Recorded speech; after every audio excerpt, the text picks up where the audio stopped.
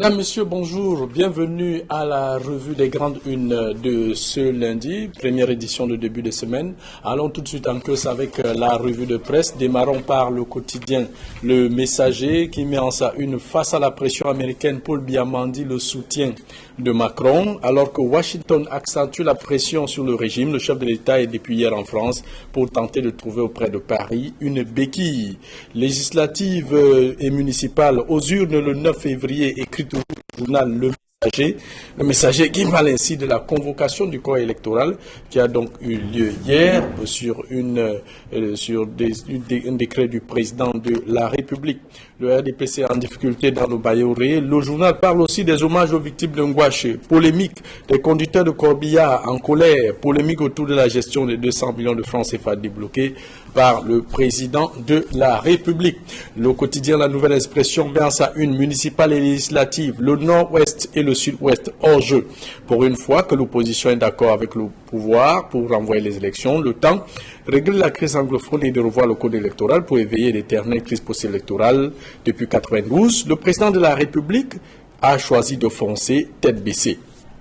Voilà donc pour ce qui est de cette actualité sur la convocation du corps électoral. Le journal parle aussi de l'Assemblée nationale, session houleuse en perspective. La session qui débute ce mardi est lourde d'enjeux. Au-delà du traditionnel vote du budget, elle devra permettre de noter les retombées du grand dialogue national. Bafoussam, les morts de Ngouaché, humiliés, titre La Nouvelle Expression. La cérémonie officielle d'hommage de la nation aux victimes de l'éboulement de terrain survenu le 28 octobre dernier a été ternie par un mouvement d'humeur des corbillards. Et puis l'invité Patrice Talon, le président béninois, indique qu'il est important que l'alternance politique soit une réalité en Afrique, a-t-il laissé entendre en faisant le point sur la situation sociopolitique dans son pays. Voilà pour ce qui est donc du quotidien La Nouvelle Expression. Le journal L'Œil du Sahel met en sa une municipale et législative, la bataille du Grand Nord lancée, écrit le journal. Le journal fait ainsi allusion à la convocation du corps électoral qui est donc survenue, de même que le journal parle aussi de la période de transhumance politique avec 470 militants du RDPC qui rejoignent le rang de l'UNDP, écrit le journal. Et puis, Mayo Moscota, les victimes de Boko Haram, qui organise une marche contre les exactions de cette nébuleuse. Voilà pour ce qui est donc du journal, pour le journal L'Œil du Sahel, qui parle aussi des chantiers de la Cannes. Le MINSEP dénonce les contre-vérités de Prime Potomac et c'est ainsi donc à la une de ce journal, faisant ainsi allusion aux chantiers de la Cannes qui ne sont toujours pas livrés dans la région du Nord. Et puis le journal Mutation, pour sa part, parle du saut de l'inconnu concernant la convocation du corps électoral pour les municipales et législatives 2020. Le journal Info Matin parle de Parlement législatif municipal, le SDF, en mode boycott total. Le parti de John Fondé de Joshua aussi pose des conditions pour l'effectivité de la participation à la vie politique. Le journal Intégration parle de législative du 9 février, les batailles électorales contre feu à la sécession, écrit le journal de Thierry Ndong. Et puis le journal Émergence parle toujours de la convocation du corps électoral sur fond de crise anglophone. Les élections couplées auront lieu le 9 février prochain, écrit le journal. Bafoussam Ngouaché, le RDPC transforme le deuil national en meeting pro Paul Biya, écrit le journal. Et puis le journal Indépendant qui parle de convocation du corps électoral. La messe est dite avant de se rendre en France sur invitation d'Emmanuel Macron pour prendre part à la deuxième édition du Forum de Paris sur la paix. Paul Biya a convoqué le corps électoral. Le journal Cameroun Tribune consacre à un deuxième forum de Paris sur la paix, Paul Biya en France, écrit le journal, parlant ainsi de ce voyage du chef de l'État vers l'Hexagone. Et enfin, le journal La Nouvelle qui parle des sanctions américaines, la suite de l'agenda caché de cet homme, parlant ainsi de l'ambassadeur des États-Unis au Cameroun. Voilà pour ce qui est donc de la revue de presse, la revue des journaux parus en kiosque ce matin. Place à présent avec nos deux invités sur ce plateau. On commence par le doyen, Bernard Batana, bonjour et bienvenue à la revue des grandes unes, évidemment avec l'actualité qui vous a le plus marqué. Bonjour à tous les téléspectateurs d'Equinox TV, surtout ceux de la revue des grandes unes qui sont nombreux à nous exprimer leur sympathie. I would like to say good morning to Manfé in the northwest. Good morning to Ekondo Titi in the southwest. Thanks God, today is another day. Thierry Niopé, bonjour et bienvenue à la revue des Grandes Unes, l'actualité qui vous a marqué. Bonjour, c'est un plaisir d'être là ce matin. Je dis bonjour à Bernard Batana. Je n'oublie pas les téléspectateurs qui nous suivent avec beaucoup d'entrain tous les lundis sur Equinox Télévision. L'actualité tourne nécessairement autour de cette convocation du corps électoral avec l'enjeu, la bataille de février 2020. Voilà, nous l'avions longuement annoncé. Je crois que le chef de l'État légaliste a rempli son devoir. C'est vrai qu'on ne s'attendait pas à ce que cela se fasse un dimanche. Il a fait avant de se rendre du côté de Paris. Donc certainement on aura le temps d'en parler tout au long de cette édition. Alors Bernard Batana, la convocation du corps électoral pour vous c'est une surprise? Ce n'est pas une surprise, c'est dans l'ordre des choses. Les textes le disent. Le président de la République a respecté les textes en vigueur. Bon là maintenant, entre les textes qui convoquent... Même si ça se fait un dimanche. Oui, il n'y a pas... Peu importe. Il n'y a pas de... Oui, un président de la République, apparemment, il travaille tous les jours.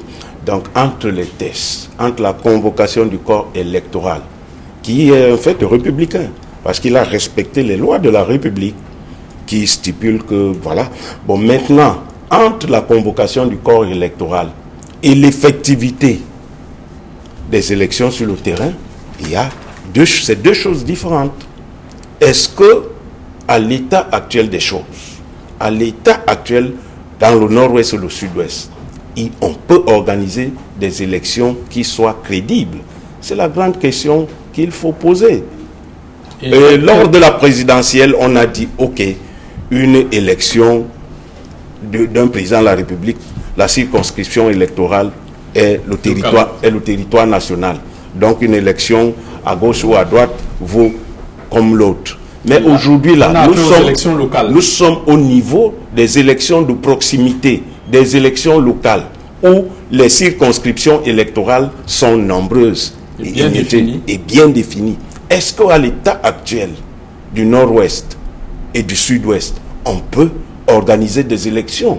C'est la question. Est-ce que l'ECAM, qui participe au processus électoral, a donné sa copie pour dire que tout va bien? Notamment à faire convoyer, par exemple, le matériel électoral. Est-ce que le matériel sera convoyé de façon efficiente et normale dans ces lieux-là? Est-ce que les gens se sont inscrits? Qui va aller au vote? Voilà les questions qu'il faut se poser. On organise des élections. On convoque le corps électoral pour que les électeurs accomplissent leur devoir de citoyen, c'est-à-dire celui qui consiste à mettre le bulletin dans l'urne. Pratiquement. Thierry Niopé, la nouvelle expression, le nord-ouest et le sud-ouest hors jeu, on rejoint pratiquement ce que Bernard Batana disait tout à l'heure. Est-ce que vous, à l'état actuel des choses, des élections sont possibles dans le nord-ouest et le sud-ouest? La grosse question est certainement à ce niveau, mais on continue à croire que le nord-ouest et le sud-ouest ne seront pas hors jeu. C'est vrai qu'au niveau de l'organisation pratique de ces élections, sur le terrain, la chose sera assez difficile si on ne réussit pas totalement à planir les divergences qui secouent les partis anglophones du Cameroun. Mais dans la structuration des élections, il est possible d'organiser les élections dans le nord-ouest et le sud-ouest. On l'a fait avec les grands électeurs, notamment au niveau de l'organisation des élections sénatoriales, en déportant les grands conseillers que sont notamment les conseillers municipaux pour choisir les sénateurs. Maintenant, il est plus difficile pour les élections municipales d'aller jusqu'à ce niveau. Il est plus difficile également pour les élections législatives de le faire parce que cela concerne la population. Il s'agit, en fait, la base électorale est assez relevée, elle est assez importante. Il faudrait donc voir maintenant dans quelle mesure cela pourrait être possible. Est-ce que les bureaux de vote seront concentrés comme on l'avait fait au niveau des sénatoriales et de la présidentielle pour permettre aux populations d'aller remplir leurs devoirs civiques? Est-ce que ces endroits seront suffisamment protégés, militarisés même, pour permettre aux populations de le faire? Est-ce que les populations sont assez nombreuses pour aller remplir leurs devoirs civiques? Et l'ECAM, Bernard l'a souligné tout à l'heure, peut-être d'ici à quelques jours, nous dira exactement combien d'inscrits on retrouve de ce côté. C'est vrai que nous aurions souhaité que la situation soit totalement aplanie, que les divergences soient aplanies et que le calme revienne totalement dans cette partie du pays. Malheureusement, tel n'a pas été le cas. Le chef de l'État a essayé en convoquant toutes les parties autour de ce qu'on appelait le grand dialogue national, mais les belligérants n'ont pas accepté cette grande messe, cette table de concertation et de discussion. Est-ce que cela a suffi pour permettre au chef de l'État de dire ok, en actant justement que l'on y aille? Mais il a été légaliste, il faut le dire. Le chef de l'État, comme à son habitude, a été légaliste au regard des prorogations des différents mandats, que ce soit des conseillers municipaux ou des députés. La date échue était le 11 novembre. Il a voulu rester dans la légalité et je crois qu'en signant cet acte avant son départ, cela a permis une fois de plus de faire comprendre aux gens que le chef de l'État a une manière de fonctionner et ceux qui comprennent justement sa manière de fonctionner savaient qu'on allait d'une manière ou d'une autre convoquer le corps électoral avant le 11 novembre et les partis qui n'ont pas été suffisamment préparés n'auront que leurs doigts ou les yeux pour pleurer. Mais toujours est-il qu'il y a encore beaucoup de choses à faire à ce niveau. Bernard Batana, lorsque, tel que c'est vu, Paul Biya, le président Paul Biya a convoqué le corps électoral, faisant fi d'un certain nombre de demandes que faisait l'opposition, à savoir revoir le code électoral, revoir le code électoral et s'assurer que les régions anglophones sont en paix. Et même, il y a le sultan Ibrahim Bombon Joya qui est moins un membre du bureau politique du RDPC qui avait indiqué lors de ce dialogue national qu'il fallait un certain nombre de préalables pour qu'on évite des crises post-électorales à répétition. Mais le président de la République a choisi de convoquer le corps électoral. Est-ce que quand vous voyez tout ça, est-ce que ça permettra qu'on ait des élections assez calmes et transparentes et puis dans toutes ces régions-là? Alors, je disais tout à l'heure que le président de la République est dans ce rôle de la légalité républicaine. Oui, là n'est pas le débat. Voilà. Maintenant, le débat, c'est au niveau des élections même, de la pratique de l'élection même.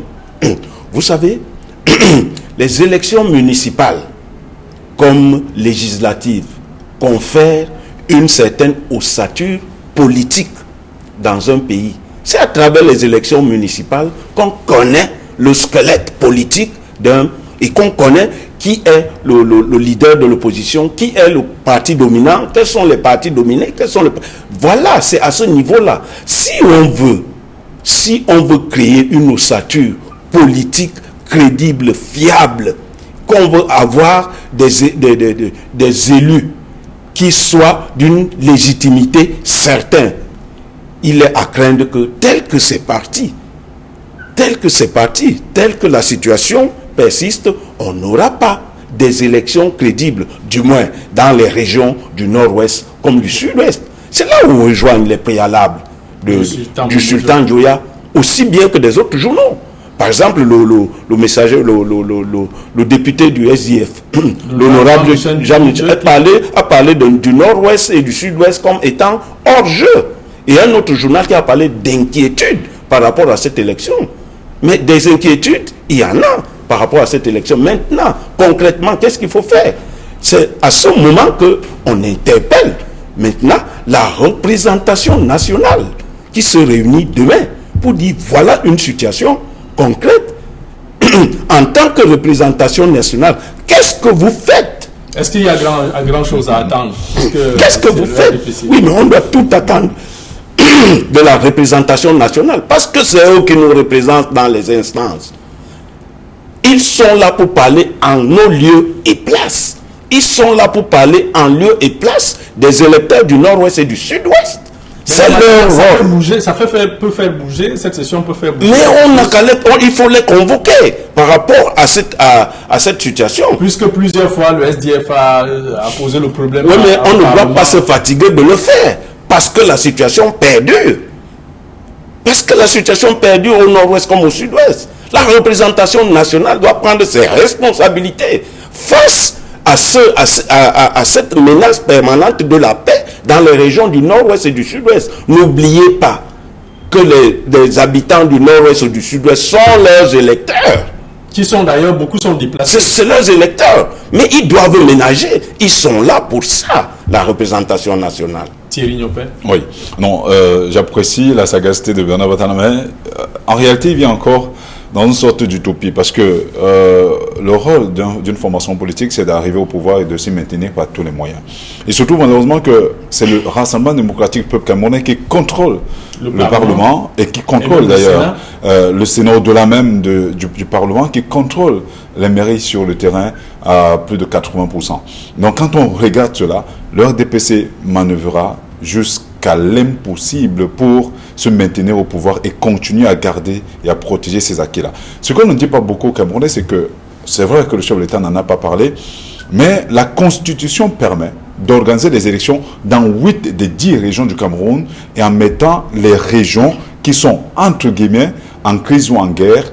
La Constitution le permet. Est-ce que la situation dans le nord-ouest et le sud-ouest est suffisamment préoccupante au point où le chef de l'État décide, en convoquant le Parlement, d'organiser les élections dans 8 sur 8, en fait dans 8 sur 10 régions du Cameroun? On n'en sait pas grand-chose. Mais l'avenir va nous permettre quand même de savoir exactement de quoi ça retourne. Notamment si l'ECAM publie les listes, on saura exactement combien de personnes ont effectivement été inscrites sur, ou sur les listes électorales. Et quand on ira au-delà, comment l'ECAM compte structurer cette élection sur le terrain? Est-ce que les bureaux de vote seront concentrés pour être facilement sécurisés par les hommes en tenue?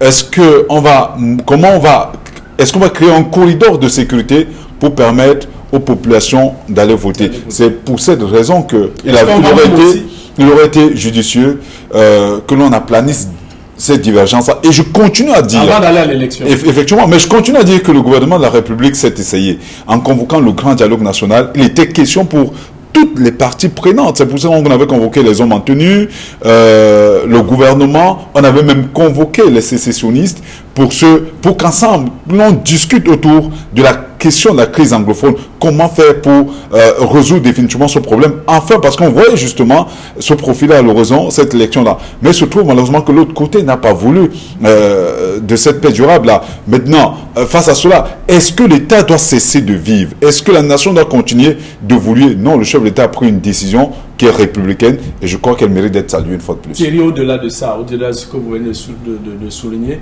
est-ce que ça ne pose pas aussi un problème qu'on aille à cette élection sans que les recommandations, les résolutions du grand dialogue national ne soient pas connues? C'est la raison pour laquelle je pense qu'il aurait été judicieux de savoir exactement qu'est-ce qu'on met dans le statut particulier du nord-ouest et du sud-ouest. Il aurait été judicieux de savoir. Peut-être à partir de là, on aurait compris on aurait en même temps, au-delà de calmer la situation, ça aurait permis de comprendre comment on peut organiser cette élection-là. Est-ce que le nord-ouest et le sud-ouest ayant un statut particulier, ce statut leur permettrait de ne pas vivre cette situation électorale de février 2020 comme les autres régions? On n'en sait pas grand-chose. Est-ce qu'en termes d'autonomisation, cela allait changer? Cela pouvait peut-être d'une manière ou d'une autre, vous l'avez souligné tout à l'heure, amener à calmer les vérités sécessionnistes sur le terrain. Mais pour l'instant, on continue à attendre quand même près de 2 mois après la tenue de ce dialogue national. Je pense que c'est beaucoup. Le gouvernement aurait choisi de mettre un peu plus d'accélérateur à ce niveau. Je crois que ce sont des reproches qu'on fait à ce gouvernement-là, d'être assez tatillon, d'être assez inerte. Le chef de l'État lui-même l'avait dénoncé. Cette inertie qu'on parle, voilà justement de quoi on parle. Jusqu'à présent, des décisions, des résolutions ont été prises. Qu'est-ce qui a été fait en termes de résolution sur le terrain? On n'en sait pas grand-chose. Le chef de l'État lui-même n'a pas fait une communication. Surtout, c'est lui qui avait communiqué en annonçant ce grand dialogue national. Pourquoi il n'a pas pris une fois de plus la parole pour dire aux Camerounais, voici ce qui est judicieux? On l'a écouté on l'a lu à travers des tweets, mais ça ne suffit pas. Il aurait fallu qu'il prenne la parole pour dire aux Camerounais, que voici ce qu'on va faire, voici ce qu'on ne va pas faire. Et cela aurait peut-être participé à calmer davantage le jeu sur le terrain. Mais toujours est-il que l'élection est là. On avait passé le temps à dire aux formations politiques que, connaissant le fonctionnement du président de la République, l'élection se tiendra en février 2020 et on l'a vu sur le terrain. Maintenant, les formations politiques qui ont passé le temps à contester une élection volée d'octobre 2018 et sans pour autant se mobiliser, parce qu'il y a eu des résultats assez mitigés. D'aucuns estiment que le MRC a pris du poil de la bête, d'aucuns estiment qu'elle en a beaucoup perdu. La mobilisation, en tout cas, on le saura davantage, parce que, comme vous le disiez, cela va nous permettre d'avoir une configuration assez parfaite de l'Assemblée nationale. Est-ce que le MRC sera véritablement la deuxième formation politique du Cameroun? Est-ce que ça restera le SDF qui a perdu un bastion important de son électorat que sur le nord et sur le sud-ouest? Bernard Batana, pour reprendre ces propos de l'honorable Jean-Michel Nintieux, Biya vient de jeter de l'huile sur le feu de la tentative de sécession du pays. Partagez ce point de vue? Alors justement, Thierry a convoqué tout à l'heure la constitution du pays qui stipule qu'on peut organiser des élections dans 8 des 10 régions. Je dis, il n'y a pas un autre moyen, il n'y a pas une autre façon de cautionner la sécession que de dire qu'on doit organiser les élections dans 8 des 10 départements. À partir de ce jour-là, nous serons responsables de ce que nous avons entériné, la sécession.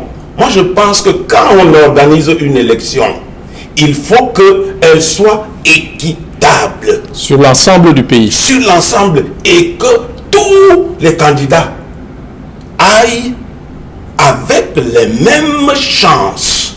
Et partout où ils se trouveraient. C'est de cela qu'il est question.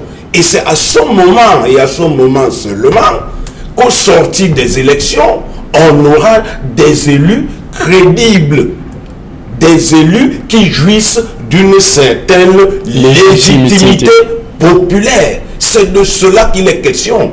Et au sortir d'une élection équitable, il y a un fort ancrage démocratique. Surtout avec une forte mobilisation des Camerounais. Plus on est équitable, plus il y a des chances que l'ancrage démocratique soit fort. On a parlé souvent de socle granitique. À ce moment-là, lorsque vous avez organisé une élection équitable, on aura plusieurs socles granitiques de plusieurs partis politiques dans les circonscriptions électorales. Et c'est la démocratie qui en sortira grandi. Alors, vous voulez ajouter juste pour souligner qu'il est clair que tous les candidats iront avec les mêmes chances, parce que ceux qui iront concourir au nord-ouest et au sud-ouest auront les mêmes chances. L'environnement, le biotope dans lequel ils vont évoluer reste le même. Fait de guerre, fait de conflit, fait de crise. Est-ce que les militants du RDPC seront mieux outillés que ceux du MRC ou des autres formations politiques? Je ne pense pas, encore moins du SDF. Donc chacun ira avec les mêmes chances. On n'a pas dit que le pouvoir a légitimisé la séparation du nord-ouest et du sud-ouest. Je dis bien que la Constitution le pouvoir. Mais pour l'instant, le chef de l'État a décidé de convoquer le corps électoral pour l'ensemble du pays. Ça, il faudrait maintenant, sur le plan pratique, Elecam nous dirait exactement comment cela se passe. Thierry, peut-être pour sortir, hein, on sait très bien que l'élection aura lieu dans les 10 régions. Il va falloir organiser les campagnes électorales. Est-ce que aujourd'hui, l'État a les moyens de sécuriser la campagne électorale de tous les candidats qui iront dans les régions du nord-ouest et du sud-ouest? Je pense que c'est une équation assez difficile à résoudre, parce qu'on ne peut pas mettre un bataillon blindé, je ne sais pas quoi, autour de chaque candidat qui avec tout ce que ça traîne, comme état-major. Le nord-ouest n'est pas très loin de l'ouest. Je vous rappelle que entre Babadjou, qui est l'un des derniers arrondissements de l'ouest en allant vers Santa, en allant vers Bamenda, il y a 15 km de Santa, qui n'est pas très loin de la région du nord-ouest. Et je crois qu'il est à craindre parfois que ces velléités-là se retrouvent, ces sessions se retrouvent même parfois à la poste. Parce que le poste de Babadjou a souvent été attaqué régulièrement. Voilà. Sur le poste de police qui n'est pas loin de la chefferie de Babadjou, en fait au niveau du marché de Toumanka. C'est un arrondissement que je connais assez bien. Mais je continue à croire qu'il est plus qu'urgent d'appeler tous les Camerounais à, pour une fois, à fumer le calmet de la paix, pour justement avoir des représentants qui seraient susceptibles de porter haut la voix de ces populations-là. Parce que si on n'arrive pas à le faire, le RDPC, une fois de plus, qu'on dénonce, va sortir gagnant de cette élection-là. Et une fois de plus, les autres formations politiques n'auront que leurs yeux pour pleurer. Parce que il ne faut pas se leurrer. Quand le SDF pose des préalables pour aller à cette élection-là, notamment en parlant de la modification du code électoral, c'est une illusion, c'est illusoire. On ira à cette élection avec le même code électoral. Alors, est-ce que la politique de la chaise vide profitera au SDF? À eux de savoir, qu'elle ne paye pas du tout. Thierry, on attendra de voir. Parlons à présent de notre sujet. On va aller assez rapidement. Thierry Bernard Batana, Paul Biamandi, le soutien de Macron en France, il prend part à un forum de Paris sur la paix. Comment apprécier ça pendant que le nord-ouest et le sud-ouest... Je crois que c'est cette sortie du président de la République tombe à bon escient. Au moment où la paix est fortement menacée dans les régions du nord-ouest et du sud-ouest, dans le septentrion, il participe à un forum sur la paix, effectivement. Je pense que voilà, il pourra peut-être sortir de ce forum-là par une solution qui viendra remettre la paix. C'est tout ce que je peux dire. C'est tout ce que je peux dire par rapport avec l'arrivée des militaires français au port de Kribi. Bon, voilà, les militaires français sont arrivés, on ne sait pas trop pourquoi. Bon, on est habitué à ce genre de choses. Après, on va dire on est des États souverains. Non, là, on ne peut pas trop commenter, on ne sait pas pourquoi. Il faudra savoir exactement pourquoi les militaires sont arrivés au large de Kribi pour en discuter. Mais en tout état de cause, le président de la République a été invité à un forum de la paix, pour la paix. Donc, il faudra que, au sortir de ce forum pour la paix, qu'on ait le retombé, que la paix revienne. Autrement dit, on se questionnerait sur l'importance de cette visite. Justement, je parle de votre chute.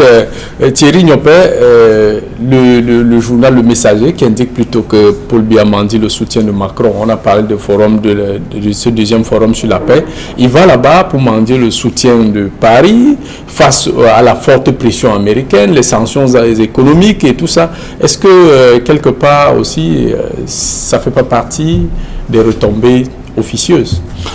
Moi je dis c'est un titre propre en journal. Hein. Le journal a sa ligne éditoriale, il est resté égal à lui-même, mais toujours est-il que je vous rappelle que le président de la République est parti à l'invitation du président Macron. Ce n'est pas lui qui est l'initiateur de ce deuxième forum. Ce n'est pas lui qui a demandé. Ce n'est pas lui, il n'est pas demandeur. Il n'est pas quémandeur non plus. Donc on ne peut pas dire qu'il mendie la paix. Il va pas contre. Lui-même il avait dit qu'il est mendiant. Il va pas contre, une fois de plus, mendier cette paix qui a toujours été chère à ses yeux. Je vous rappelle qu'il a toujours présenté le Cameroun comme un havre de paix. D'ailleurs, on l'a toujours dit, aucun développement serein ne peut être possible quand il n'y a pas de paix. Même dans votre propre maison. Thierry, je vous relance. Tant qu'il n'y a pas de paix, aucun développement n'est possible. Donc, il est tout à fait normal au moment où le Cameroun est en proie aux vérités sécessionnistes, pas seulement au niveau du Grand Nord, il y a également les rebelles de la secte... À l'Est Cameroun. En fait, de la secte Boko Haram dans le Grand Nord. Il y a les rebelles à l'Est Cameroun, de la Séléka. Il est tout à fait normal que face à toutes ces crises-là, parce que aucun pays ne peut évoluer en vase clos, d'aller mendier justement cette paix une fois de plus. Le président qu'il avait dit lui-même qu'il est mendiant de la paix. Parce que effectivement les relations bilatérales ou multinationales sont au cœur de la diplomatie mondiale. Bernard Batana. Oui, moi je reviens beaucoup plus sur les États-Unis avec cette fameuse suspension de la loi. J'ai de la peine à comprendre pourquoi est-ce qu'on donne une explication politique à une sanction économique. On ne peut pas. C'est pas le politique qui dirige l'économie. Pour un pays qui veut atteindre l'émergence en 2035, minimiser une toute petite sanction économique. Imaginez-vous, parce qu'il y a des gens qui ont dit, écoutez, la loi là, ça nous rapporte 1 milliard. Non, imaginez-vous que dans ce pays qu'on appelle le Cameroun, qu'on crée une entreprise avec un chiffre d'affaires de 1 milliard de francs. Imaginez-vous combien de Camerounais on pourra recruter, combien de richesses on pourra faire à partir d'1 milliard. À ce moment-là, je pense que les sanctions, si infimes, les sanctions économiques, si infimes soient-elles, devaient préoccuper au plus haut point les politiques. Justement, parlant de ces sanctions, je vous rappelle que quand on regarde ce que le Cameroun exporte vers les États-Unis, c'est pas grand-chose. Quand on regarde la banane camerounaise et le reste, il faudrait que l'on comprenne que les sanctions américaines autour de l'AGOA auraient eu trop d'importance si les entreprises locales étaient suffisamment productrices pour exporter aux États-Unis. Mais on a même notre tissu économique tellement faible. Par exemple, un blocus Voilà, il aurait été possible de le faire parce que si on avait un pouvoir producteur capable de faire vaciller les choses, cela aurait pu. Mais au Cameroun, on importe tout, même le cure-dent. Il faudrait que l'on comprenne, ces économistes-là, ces opérateurs économiques, comprennent qu'il n'y a pas que la banane qui peut faire gagner le Cameroun au niveau de la sphère des relations bilatérales, que ce soit avec le Cameroun ou les États-Unis. On devrait davantage encourager les entreprises à créer des richesses, à concevoir d'autres sources de revenus que cela. Pour sortir rapidement, Bernard Batana, il y a cette affaire de l'hommage rendu aux victimes de Ngouaché, où il y a des conducteurs de corbillard qui n'ont pas été payés, qui revendiquent finalement les 200 millions. Mais c'est facile à comprendre. Il y a eu un deal.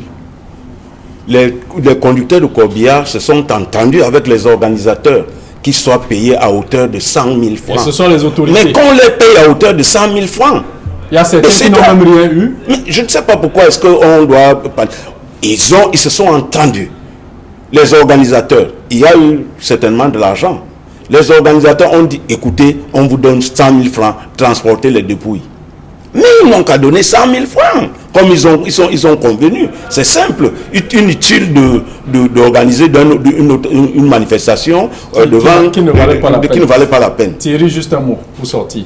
Non, c'est juste déplorable, c'est à la limite énervant. Il fallait qu'ils donnent ces 100 000, ils ont quand même déboursé 200 millions de francs CFA. À quoi ça a servi cet argent-là? C'est pitoyable de se retrouver qu'on fait tout pour s'enrichir, même sur le dos des morts.